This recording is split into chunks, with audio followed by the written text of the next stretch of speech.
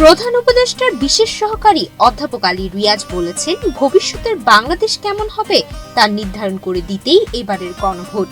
দেশ জুড়ে গণভোটের প্রচার কার্যক্রমের অংশ হিসেবে রবিবার বরিশালের বেলস পার্কে বিভাগীয় ইমাম সম্মেলনে যোগ দিয়ে প্রধান অতিথির বক্তৃতায় প্রধান উপদেষ্টার বিশেষ সহকারী একথা বলেন।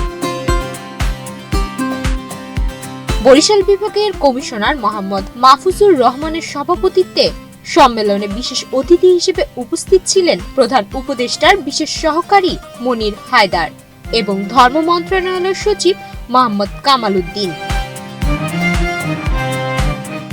এক্সট্রিম মশার কয়েল প্ল্যান্ট ফাইবার দিয়ে তৈরি, তাই সহজে ভাঙে না, সুগন্ধিযুক্ত ও নিরবিচ্ছিন্নভাবে জ্বলে। ডেঙ্গু, চিকুনগুনিয়া বাহি সহ যে কোনো মশার বিরুদ্ধে দেয় এক্সট্রিম সুরক্ষা।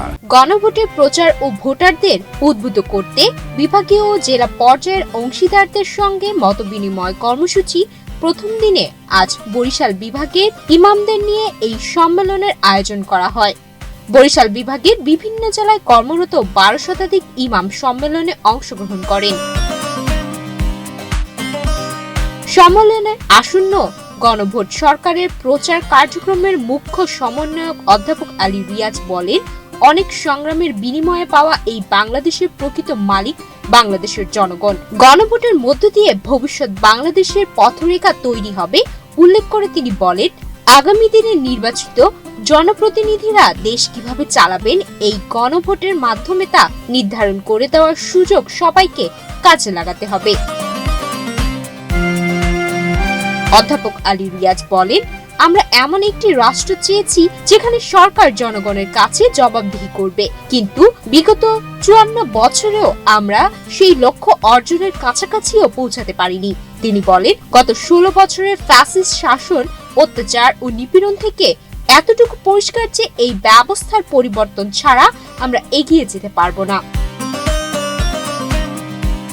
প্রধান উপদেষ্টার এই বিশেষ সহকারী বলেন, রাজনৈতিক মত পার্থক্য থাকবে, আমরা যে যার ইচ্ছা মতো পছন্দের প্রার্থীকে ভোট দেব, কিন্তু আগামীর দেশটা কেমন হবে তা নিয়ে আমাদের একমত হতে হবে। গণভোট নিয়ে সংশয়ের অবকাশ নেই উল্লেখ করে তিনি বলেন, সাধারণ নির্বাচনে ভোট দিয়ে আমরা যেমন প্রার্থী নির্বাচন করি, তেমনি গণভোটে অংশ নিয়ে জুলাই সনদের ভিত্তিকে দেশ গড়ার পথে এগিয়ে যাব। অধ্যাপক আলী রিয়াজ একটি সাম্য, মানবিক মর্যাদা ও ইনসাফ ভিত্তিক বাংলাদেশ প্রতিষ্ঠার লক্ষ্যে দলমত নির্বিশেষে গণভোটের সবাই অংশগ্রহণ নিশ্চিত করা এবং বিশেষ সচেতনতা সৃষ্টিতে কাজ করার আহ্বান জানান। সম্মেলনে বিশেষ অতিথি প্রধান উপদেষ্টা বিশেষ সহকারী মনির হায়দার অংশ নেওয়া ইমামদের উদ্দেশ্যে বলেন, জুলাই অভ্যুত্থানের মাধ্যমে আমরা এক খুনি মাফিয়াকে দেশ থেকে বিতাড়িত করে দেশের মালিকানা পুনরুদ্ধারের সংস্কার প্রক্রিয়া শুরু করেছিলাম। আসন্ন গণভোট দেশ করার পথে পরবর্তী বড় ধাপ উল্লেখ করে তিনি বলেন, এই গণভোট ব্যর্থ হলে সেই খুনি মাফিয়া আবার ফিরে আসবে। সুতরাং সবার অংশগ্রহণের মাধ্যমে গণভোট সফল করার কোনো বিকল্প নেই। তিনি বলেন, প্রতারক ফ্যাসিস্টরা লুটের টাকায় অপপ্রচারের মাধ্যমে গণভোট নিয়ে মানুষকে বিভ্রান্ত করার চেষ্টা করছে। তাদের এই মিথ্যাচারের বিরুদ্ধে আলেম সমাজকে সত্য তথ্য তুলে ধরে ভোটারদের সংশয় দূর করতে ভূমিকা রাখার আহ্বান জানান তিনি। ধর্ম মন্ত্রণালয়ের সচিব মোহাম্মদ কামাল উদ্দিন বলেন, সত্য প্রতিষ্ঠার জন্য আলেমগণ গত 16 বছরে অনেক অত্যাচার ও জুলুমের শিকার হয়েছেন।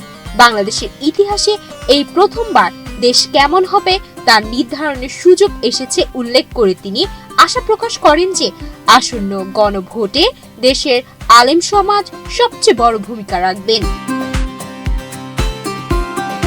বরিশাল রেঞ্জ পুলিশের ডিআইজি মোহাম্মদ মঞ্জুর মোর্শেদ আলম, বরিশাল মেট্রোপলিটন পুলিশের কমিশনার মোহাম্মদ শফিকুল ইসলাম, বরিশাল বিভাগীয় ইমাম সমিতির সভাপতি মাওলানা আব্দুল নিজামী এবং ইসলামী ফাউন্ডেশন বরিশালের পরিচালক মোহাম্মদ নুরুল ইসলাম সম্মেলনে বক্তব্য রাখেন।